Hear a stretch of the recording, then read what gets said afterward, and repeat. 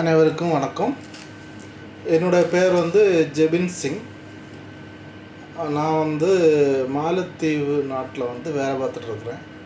மாலத்தீவில் சுமார் ஒரு 10 வருடங்களாக மாலத்தீவில் நான் வேலை பார்த்துட்ருக்குறேன். பட் மாலத்தீவுலேருந்து நாங்கள் 2010 மாலத்தீவுக்கு நான் வேலைக்கு வரும்போது எனக்கு $400 சம்பளம் தந்தாங்க, சேலரியாக தந்தாங்க. அது அப்படின்னா அந்த டைமில் நமக்கு அவங்க டாலராக தான் சேலரி தந்தாங்க. அப்போ தான் $400 ப்ளஸ் ஃபுட் அண்ட் அக்காமடேஷன் தந்தாங்க. அப்போ அந்த 400 பேலன்ஸும் நமக்கு மீதி தான். அப்போ நாங்கள் இப்படி ஊருக்கு காசு அனுப்போனால் வெஸ்டர்ன் யூனியனில் பைசா கொடுப்போம். இப்போ வெஸ்டர்ன் யூனியனில் அந்த டைமில் $1 = INR 76 INRன்னு நினைக்கிறேன். 76 வச்சு அந்த கால்குலேட் படி எங்கள் ஊருக்கு காசுக்கு வீட்டுக்கு பைசா போயிடும். அப்போ அதை எங்கள் வீட்டில் எடுத்து பேரண்ட்ஸ் எடுத்து யூஸ் பண்ணுவாங்க. ஓகே, பேரண்ட்ஸ் எடுத்து வீட்டுக்கு நாங்கள் சென்ட் பண்ணுவோம் மணி. அப்புறம் கொஞ்சம் காலப்போக்கில் கொஞ்ச நாள் அப்படியே போய்ட்டு அப்புறம் மாலத்தீவில் என்ன பண்ணாங்கன்னா MVR, அதாவது இங்கே உள்ள நாட்டில் உள்ள சேலரியாக எங்களுக்கு MVR சேலரி தந்தாங்க. அப்போ நாங்கள் என்ன பண்ணணும் அப்படின்னா MVR வெஸ்டர்ன் யூனியனில் அனுப்ப முடியாது. அப்போ நாங்கள் என்ன பண்ணோம்னு சொன்னால் நாங்கள் அந்த பைசா SBI பேங்க், இங்கே மாநில SBI பேங்க் இருக்குது, அந்த பேங்க் மூலமாக நம்ம ஊரில் உள்ள பேங்க்குக்கு பைசா அனுப்பலாம். அப்போ ஒரு 2013-14 அந்த டைமில் லிமிட் கிடையாது. நம்ம அங்கே போய் SBI பேங்க்கில் போய் எனக்கு இவ்வளோ MVR இருக்குது, இதே ஊருக்கு அனுப்பணும்னா அவங்க அனுப்பிடுவாங்க. அது ஒரு நல்ல முறை தான் இருந்தது.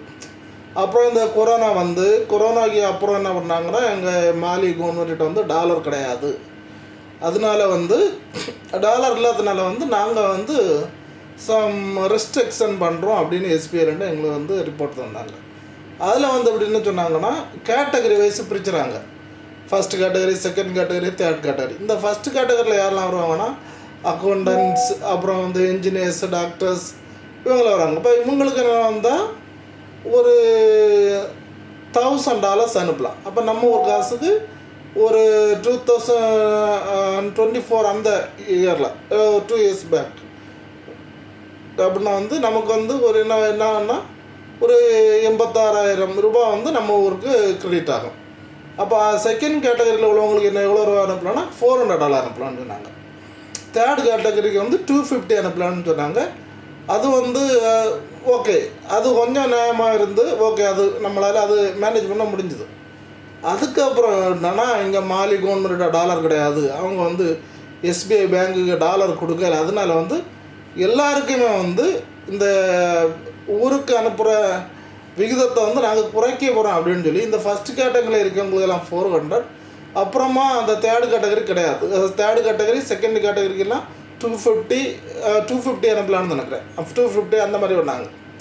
அது கூட சரி, ஓகே, நம்ம ஊருக்கு ஒரு $32,000 இது போகுது அப்படின்னு கொஞ்சம் ஒரு ஓகே அப்படி இருந்தோம். இப்போ ரீசெண்டாக 2 நாளைக்கு முன்னாடி ஒரு மெயில் வருது. அப்படின்னா $150 தான் ஊருக்கு அனுப்ப முடியும் அப்படின்னு ஒரு மெயில் வந்துருக்கு. இந்த $150 வச்சு ஊருக்கு $13,000 INR கிடைக்கும். இதை வச்சு நாங்கள் என்ன பண்ண முடியும்? நாங்கள் பேலன்ஸ் பைசா என்ன பண்ணுவோம்? பேலன்ஸ் ஒரு குறிப்பிட்ட அமௌண்ட்டுக்கு மேலே ஏர்போர்ட்டில் கொண்டு போனாலே ஏர்போர்ட்டில் கஸ்டம்ஸ் அலோவ் பண்ண மாட்டாங்க. அப்போ நாங்கள் இங்கே எதற்கு வேலை பாக்கியம்? இது என்னது? இது என்ன கணக்கு? இது பேங்க்கில் நாங்கள் கூப்பிட்டு கேட்டால் பேங்க்கில் டாலர் கிடையாது, இது பேங்க் ஒரு இக்கட்டான சூழ்நிலை, அந்த டைமில் எங்களுக்கு சப்போர்ட் பண்ணால் அப்படி இப்படின்னு இருக்காங்க. அப்படி இக்கட்டான சூழ்நிலையில் நாங்கள் உங்களுக்கு சப்போர்ட் பண்ணணும்னு சொன்னால் பேங்க் அந்த நல்ல பீக் பீரியடில் இருந்தப்போ நீங்கள் எங்களுக்கு சப்போர்ட் பண்ணியிருக்கணும். இல்லை, நீங்கள் அந்த டைம்லனா நாங்கள் ஏதாவது ஒரு எமர்ஜென்சிக்கு டாலர் அனுப்ப வந்தாலும், பேங்க்கில் டாலர் வந்தாலும் SBI பேங்க்கில் நாயை விட கேவலமாக நடத்துகிறாங்க. SBI பேங்க்கில் அங்கே மேனேஜர்கிட்ட போய் கீழே கேஷ் செக்ஷனில் இருக்க மேனேஜர்கிட்ட போய் பேசவே முடியாது. ரொம்ப மாலையில் வேலை பார்க்குறது ரொம்ப ஆபத்தான சூழ்நிலை. ஊருக்கு பைசா அனுப்ப முடியாமல் இருக்குது. என்ன பண்ணுறது, ஏது பண்ணுறோன்னு தெரியலை.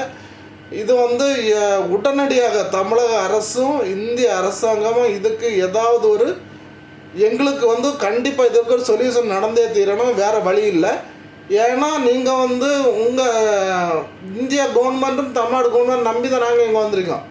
உங்களுக்கு எங்களுக்கு அங்கே தான் ஊரில் தான் வேலை தர முடியல. நாங்கள் எல்லாம் நல்லா படிச்சுட்டு இங்கே வந்து வேலை பார்க்குறோம். நல்லா படிச்சுட்டு ஊரில் நீங்கள் வேலை தந்தால் நாங்கள் ஊரில் வேலை பார்க்க மாட்டோமா? அதுவும் கிடையாது. அதுவும் உங்களால் ஒரு வேலை தர முடியல. இங்கே வெளிநாட்டில் வந்தாலும் நாங்கள் நிம்மதியாக இருக்க முடியல. இது தமிழக அரசுக்கும் சரி, இந்தியா பிரைம் மினிஸ்டர் நரேந்திர மோடிக்கும் சரி, இந்த மேட்ரு தெரியுமா தெரியாதான்னு எங்களுக்கு தெரியலை. இது உடனடியாக நீங்கள் எல்லாரும் ஃபார்வேர்டு செய்து எங்களுக்கு உடனே ஒரு சொல்யூஷன் தாங்க.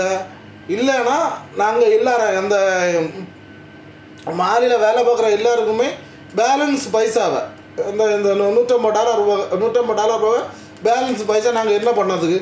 நாங்கள் டாலர் மாத்திரம்னா பேங்க்கில் டாலர் தர சொல்லுங்கள். நாங்கள் பேங்க்கில் போய் டாலர் பர்ச்சேஸ் பண்ணலாம். 15.42க்கு பேங்க்கில் டாலர் தர சொல்லுங்கள். இவ்வளோ ஒரு மாதம் இவ்வளோ $150 போக பேலன்ஸ் எவ்வளோ டாலர் எங்கள் சேலரிக்கு உள்ள எவ்வளோ டாலர் எஸ்பிஐ பேங்கில் பர்ச்சேஸ் பண்ணுறோமோ அந்த டாலரை எங்களுக்கு நாங்கள் ஊருக்கு போகும்போது ஏர்போர்ட்லேருந்து ஊருக்கு கொண்டு போகிறதுக்கு கஸ்டம்ஸில் எங்களுக்கு அலோவ் பண்ண சொல்லுங்கள். இது ஏதாவது ஒரு முடிவு எங்களுக்கு சடனாக தெரிஞ்சாகணும். ஏன்னா இந்த மாதம் 25ஆம் தேதிக்கு மேலே வந்து இது நடைமுறைக்கு வருது.